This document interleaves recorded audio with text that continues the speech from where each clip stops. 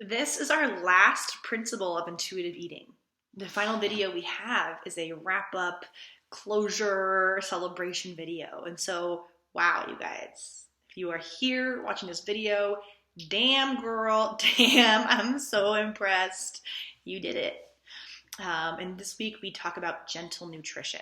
And don't worry, it's not like the carpet's being pulled out from under you, or it's like, oh God, like what? Um, it's called gentle nutrition for a reason, all right? And it's important that we, remind ourselves that really intuitive eating, right, again, is about feeling as good as possible. And it's about having a really wonderful relationship with food.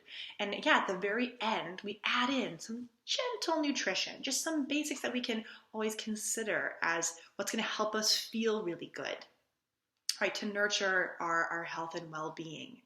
But remember that health and well-being also very much includes, probably more important than anything, I think personally, our relationship with food. So this is not like all of a sudden, it's like, oh, tricked you, here we go, nutrition. No, right? And really when I think about it, healthy eating means we're eating normally, meaning like we're enjoying foods like pizza and ice cream without any guilt. And yes, we also enjoy fruits and vegetables and things like that, right? Health is physical, it's mental, it's emotional. Health is never about any sort of extremes, ever. I think we probably have seen that a lot throughout this whole program, that it's never all or nothing. It's never an extreme. I've had clients who have really suffered with orthorexia. I think it's very common. That's happening to a lot of people, which is not a clinically diagnosed eating disorder, but it is a recognized form of disordered eating where we're just so obsessed with healthy eating, right, that it becomes really incapacitating. And there's so much stress and guilt and shame, and our whole lives revolve around it. And it's like, y'all, that is not healthy, right? And so that's why it's really important that we're careful when we introduce gentle nutrition. Chances are, honestly, you already know plenty. You already know too much, maybe, about nutrition. And so what we want to do first is really gauge, are you ready for this video? And if you're not, so much love and compassion, you just pause it and you come back later, or you never come back. Again, with this video, truly, I think we all know what foods to include that make us feel good. And you're the expert on you, so only you truly know that. For instance, I know that dairy feels really good in my body and helps me feel really good, while obviously other people who are lactose intolerant, or not even lactose intolerant, but still makes them feel like crap. So remember, even with gentle nutrition, you still remain the expert on you. I have a friend who can't eat fruit in the afternoon or night because it makes her feel terrible. She only can eat it in the morning. That's her weird thing, right? Not weird, it's just like her thing. She's the expert on her. No one else can tell her that. So remember, at the core of all this too, you are the expert on you. What foods, what fruits, what vegetables, what meats, what grains feel good in your body. Only you know that. So again, let's gauge if you are ready to do this pillar, this module. And again, it's very, very gentle. It's very gentle, so don't freak out, I promise. So first you want to talk about what motivates your food choices. All right, what are your intentions? Are you choosing to eat a more densely nutrient food because you really want it? Or do you feel like you should have it because you should? Like, oh, I just should have it. I don't really want it, but I should, right? Just shouldy and ugh. You don't actually like that food, right? Or are you choosing this food because you're like, no, it makes me feel really good. I really like it. Right? What comes up for you? And again, this is the difference between our nutrition informant and our nutrition ally voices, right? It's all coming together. And we can feel into this where does it feel contracted and like, ugh, or do you feel like, yeah, no, like I just want to have that. I oftentimes like to make this like little side salad for lunch because A, it's delicious. I perfected my dressing. And because I'm like, yeah, greens are really good for me and they add wonderful nutrients. There's nothing wrong with wanting to eat a food if you're like, yeah, like I like it and I like that the blueberries give me lots of antioxidants. Great, right? See how that's a wonderful intention versus like, I have to do this, otherwise I'm bad. It's very different, right? And so that's what we're seeing here. So looking at what's motivating your food choices. Okay, next, we want to really consider this question. And so maybe you have to actually pause and really reflect on that and journal around that, okay? All right, now we want to really ask, like, do we feel like nutritional value of food is the only thing we consider when deciding what to eat? So pause and reflect on that before we go forward. Do you feel like nutritional value is the only thing that you consider when you're deciding what to eat? Okay, hoping that you reflected on that and journal on that. If the answer is yes, right, then we want to really see, like, do you actually enjoy those foods, or like do you not even like them? Because remember, satisfaction is so key.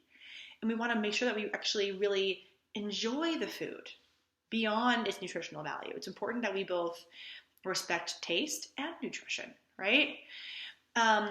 If the answer is no, right, and you're just like, oh, I just eat anything without actually checking in with how it makes my body feel, then we want to simply say, okay, like maybe it's time to add in just simply checking, how does that make me feel?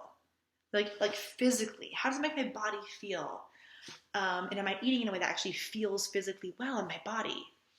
You are the expert on you. Or maybe your answer was, you know what? Yeah, like, a lot of times I do eat foods just because they're good for me, and sometimes I eat foods simply because they taste good. Awesome. That's great. That's a wonderful answer, right? Like, awesome. So sometimes you choose foods for their nutrient value, and sometimes you choose them for taste. Awesome. We're allowed to be like, you know what? I'm going to have this because, yeah, it's really good. I'm going to have this because it just tastes good. Sure. We're allowed to choose food based on what it gives to us. And sometimes what the food gives to us is joy. And other times what it gives to us is antioxidants or whatever, right? Omega-3s. So let's put this into a simple little like yes or no questionnaire, okay? Number 1, do you eat nutritious food just because you think it's something you should do? Yes or no? Feel free to pause. Number 2, do you actually enjoy nutritious food because of its taste? Yes or no?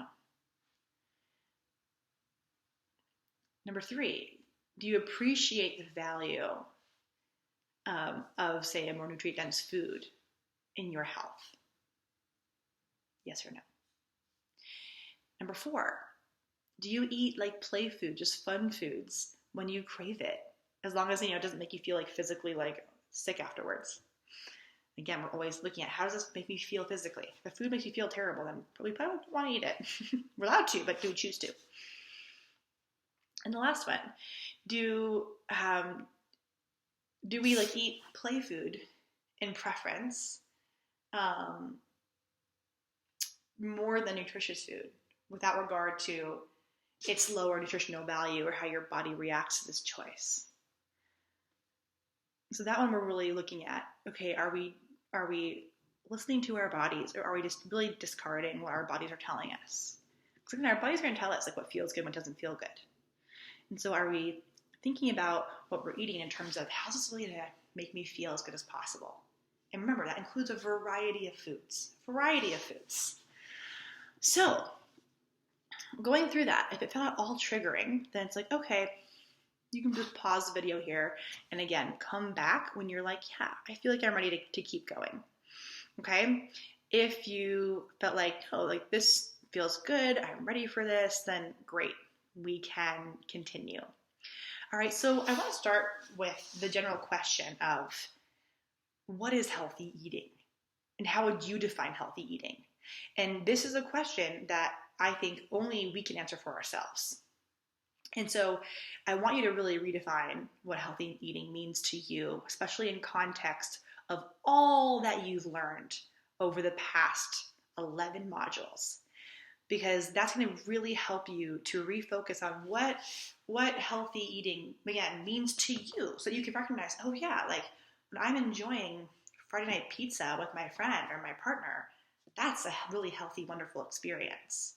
For me, when I was overcoming my own disordered eating days, I realized, oh wow, for me to be healthy, I need to be able to eat a cheeseburger without feeling any guilt, right? Of course, I also want to be eating fruits and vegetables. I also want to include like fish and like things like that are good for my blood pressure. Like, like we get to like have this wonderful, like well-rounded picture of eating a variety of foods. So pause and write out your your own definition for what healthy eating means to you. Not diet culture, to you.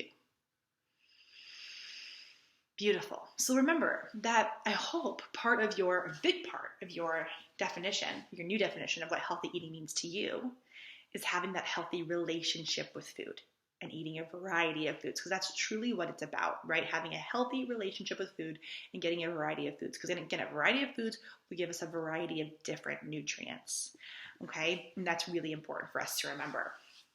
So in intuitive eating, right, again, we see healthy eating as, yes, having this healthy relationship with food, which also means that we're checking in with our bodies. We're using that food anthropologist voice of, oh, how does this food make me feel? Does that feel good in my body? Right? And we're using the ally of like, yeah, what food's going to make me feel good today? What's going to be like help me just to feel as best as possible? Sometimes that's going to be a bowl of mac and cheese. Sometimes it's going to be salmon, right? So again, a mantra I love to really root myself in is, hey, am I eating a variety of foods? That's simple. And not in one day, not in one meal, over the course of like a week. Because our bodies also don't start and stop on a clock, right? They don't clock in and clock out at the end of each day, at the end of each meal. And so like nutritional guidelines that we often see are really over the course of a few days' time. And so it's like, hey, over the course of a few days, are we eating a variety of foods? Great, right? That's a wonderful, gentle way to check in with ourselves, in terms of nutrition. Also remember, you guys, that pursuing health and well-being is a wonderful thing, obviously. You're probably here because you care. But that eating healthier, like nutrient-dense foods doesn't make us better or worse people. Doesn't make us morally superior. Remember always that our worth is never attached to our health. Having health and pursuing health is often largely a privilege. Okay, and so it's important for us to really remember that. Okay. Also, let's remember the importance of satisfaction. Okay, and so a really great mantra that a lot of intuitive eating dietitians will say when they talk about food and nutrition is, in matters of taste, consider nutrition. In matters of nutrition, consider taste. So we're considering all of it, right? We're considering all of it. Again, I'm going to just keep reminding you that the joy of having ice cream, that joy is good for your health, okay? So I am not a dietitian, right? And so I'm not going to give you any sort of individual dietary needs. Like, that's not my job. And truly, I believe in intuitive eating, right? Again, you are the expert on you. Only you know what you need. Hey, if you want to go to a dietitian to work on various things, go for it. I actually have some wonderful intuitive eating based dietitians that I'm happy to recommend to you. So if you want those, I will actually put their names in this module. So if you are looking for a dietitian for whatever needs you have, because they are wonderful and they can be very helpful, I'm happy to refer you to a variety of wonderful intuitive eating based dietitians. But let's just go over some of the basics. I think these gentle basics that can really be found in like any health book just kind of can keep us grounded in, oh yeah, like these are the different needs of my body. And it's what we can think of when thinking about food. And it also helps us see how like even like food, like a cheeseburger can give us nutrients, right? So let's talk about the big like macronutrients. So we have carbs. Carbs are one of the biggest macronutrients, and they are one of our main sources of energy, especially for our brain. And they get a really bad rap in the diet culture world, right? But carbs are actually vitally important for us to be energized, for our brain to function. And I don't know about you, but I really care about brain function. So carbs are super important. So I would love for you now to pause and write down, what are some favorite carbs that you really enjoy? Okay. Now we're looking at protein, another major macronutrient, also very important. It's the building blocks for our muscles, our organs, our hair, our nails, enzymes, hormones, and so much more. Protein is really big. So of course, it's important that we get protein. So now pause the video and list out, what are your favorite ways to eat protein? Okay, next talking about fat. Fat also plays a key role in our health. That helps us with absorption of fat-soluble vitamins, helps create the myelin sheath that protects our nerves for the neurotransmitter receptors, sites in our brains, like no big deal. They also provide us with satiety, right? Like actually feeling satisfied. Fats help us feel satisfied. Fat also insulates us, keeps us warm, protects our inner organs, and so much more, you guys. Fat matters. So, what are some of your favorite fats? Pause and list those out. Beautiful. So now we move into some of the smaller, like more micronutrient things. We look at vitamins and minerals. It's important that we get vitamins and minerals. They help us convert food into energy. They help repair cell damage and strengthen our bones and heal wounds and help our immune system and produce blood cells and help produce hormone cells. And there's so much with our neurotransmitters that are associated with our mood and cognition, right? So we see how, wow, vitamins and minerals support our bodies in so many important ways. And so it's wonderful to get vitamins and minerals. And we often get vitamins and minerals from fruits and vegetables and things like that. So what are some of your ways to get vitamins and minerals? Maybe you even say, oh, I actually take a multivitamin every day. I do for sure. Okay, and lastly, we have fiber, right? Fiber really helps us digest, and it's really, really important for us to have a healthy, functioning GI tract. And so let's look at what are some of your favorite ways to eat fiber. Okay, I hope you paused and wrote those down. So now we can just look at, okay, like what are some, the different kinds of foods that we can think about incorporating into like our week as we're eating. Obviously, fruits and veggies, right? People who do eat more fruits and veggies have lower risk for things like chronic diseases, and things like cancers. Okay, and they're associated with lots of antioxidants, and many have special phytochemicals that have tons of benefits. So we all know, like obviously, fruits and vegetables. Great, awesome. So what are your favorites? How can you incorporate those? Fish. There's a lot of research that shows us the benefits of eating seafood, okay? Things like improved mood and lower risk for chronic disease. They also have a lot of really good omega-3 fatty acids, great for blood pressure. So what are your favorite fishes? I love salmon. I know it's like, not exciting, but salmon I think is so delicious. I love to make it. It's so easy. It's chef's kiss. So what are your favorite ways to eat fish? Guys, water. Water is obviously important, right? Drinking water is wonderful and it's essential for healthy living. Now, we don't have to be crazy and drink a friggin' gallon a day. Just like, drinking water, right? I'm actually not even that good of a water drinker. I have to really be aware of, like, okay, Joel, let's drink your water. Drinking water obviously helps us feel energized, healthy, and well, and it even helps our skin be healthy and all of that, right? So water is wonderful. Nutrient-dense foods, are foods that provide us with more nutrients per bite.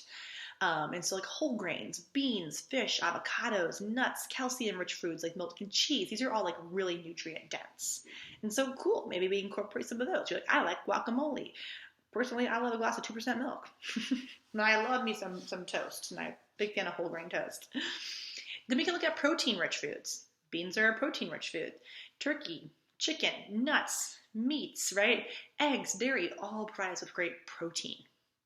Then we have quality fats, like omega-3 are quality fats. Like they're in seafood and fish oil. We also have like olive oil that we use when we're cooking all the time, probably, right? Avocado has lots of wonderful fats. Different seeds and flax seeds and different oils like granola oil and flaxseed oil, like those have wonderful fats for us. And so we can look at, oh wow, like how can I incorporate those fats into my cooking, into my meals? So we can kind of see like these variety of foods here. It's like, okay, great. Like, can I just try and mix these in, right? Not every meal. Oh God, I have to have a perfectly balanced. No. It's just like, okay, can I just consider these things throughout my weeks and months, throughout my life, so that I'm doing things to help my body and to help me feel as good as possible. All right. So remember, this is never about being, quote, perfect. You are the expert on you. Always make sure you're checking in with why you are choosing what you want to eat, right? Do you like the taste of this food, or are you just trying to be a health martyr, right? Do you feel like you just should have this? You don't actually like it. How does eating this type of food or meal make you feel, like your body feel? How do you feel when you consistently eat in a certain manner? Do you like that feeling? Do you choose to feel that way? For instance, I can think of like when we're on vacation and we're eating a lot more like restaurant food and maybe more fried food and just like, whatever. And chances are by the end of that vacation, you're like, oh, I'm just really excited to like get back to like my own food at home. I think we've all had that experience, right? Because it's like, yeah, our bodies don't want to just eat that stuff for for their whole lives. And so we can see, oh yeah, like I do feel better when I eat my own food that I know feels good in my body, you know? It's a really easy example of that. I think we've all had that before. And then noticing too, like, how about your energy? Like notice how your energy is and how your energy, you know, is impacted by different foods that you eat. And always remember, we are not saints for choosing kale and salmon, and we're not bad if we enjoy cakes, cookies, or donuts, right? Like, always remember that. Our relationship with food is so important, and that all foods give us something, right? All foods do. Okay, before we end our chat of gentle nutrition, we're going to end with the intuitive eating bill of rights. We will include a handout of this for you. All right, in your area. Intuitive eating bill of rights. Number 1, you have the right to savor your meal without judgment and without discussion of calories eaten or the amount of exercise needed to burn off any set number of calories. Number 2, you have the right to enjoy second servings without an apology. Number 3, you have the right to honor your fullness, even if that means saying no thank you without any explanation to dessert or a second helping of food. You are allowed to say just no thank you. Number 4, you have the right to stick to your original answer of no, even if you're asked multiple times. You can calmly repeat, no thank you, really, I'm good. Number 5, it is not your responsibility to make someone happy by overeating, even if it took hours to make that dish. And the last one, you have the right to eat pumpkin pie for breakfast or cereal, or pumpkin pie for breakfast or cereal for dinner, regardless of judgmental comments or rolled eyes. And with that, my friends, gentle nutrition wasn't so scary, right? It wasn't so scary. It wasn't like I just, ripped the carpet out from under you. Is that the right saying? So, have fun. And still just help you feel good, right? And I will see you in our final video module.